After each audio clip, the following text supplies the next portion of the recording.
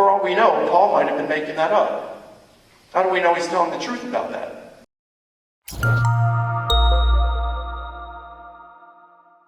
So Paul is this young Jewish leader, a Pharisee. So he's very legalistic. If he had been a Muslim, he would have been one who was very, very supportive of Sharia law and would have followed that to the T. Paul believed that Jesus was a failed Messiah and a false prophet, and he was out to destroy the movement that Jesus had started. And then one day he had an experience that he was persuaded was the risen Jesus who appeared to him.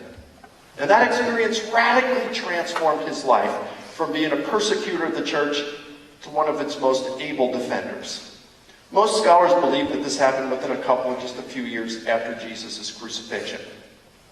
Now, Paul says in his letter to the church at Galatia, it's an undisputed letter of Paul, he says 3 years after his conversion experience, he went up to Jerusalem and he had a visit for 15 days with Peter, the lead apostle, and also he saw James, the brother of Jesus.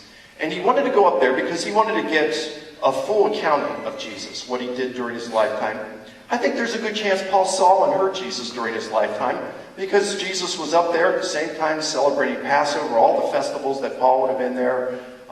Jesus created all the commotion in the temple. He was there with the commotion, the things where the Jewish leadership would turn him over to Pilate.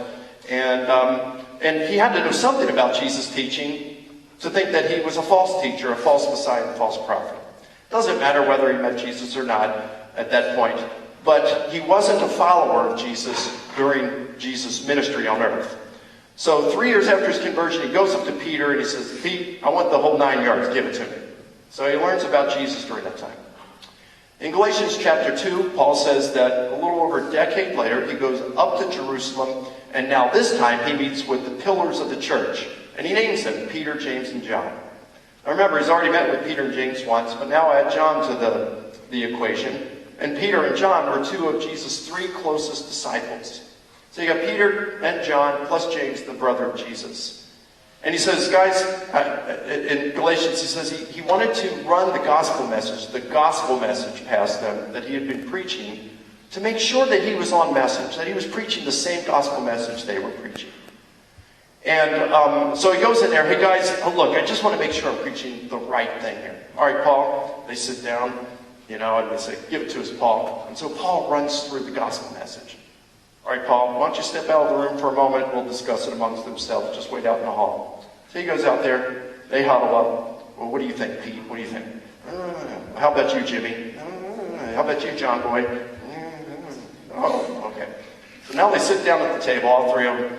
He said, tell the guy at the door, "Hey, get him back in here." Paul comes in, stands in front of him. James stands up and says, "Paul, we've discussed it among ourselves. We've come to a conclusion." He looks Paul right in the eye with all seriousness and says, "Paul, you're good, dude. Keep up the good work, man. Fist bump." All right.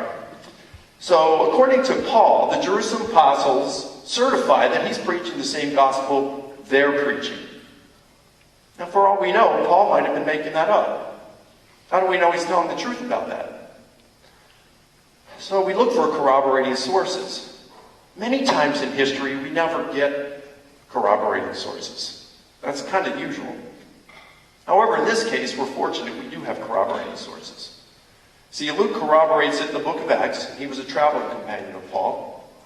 But also, there's two guys. One's named Clement of Rome, the other's Polycarp.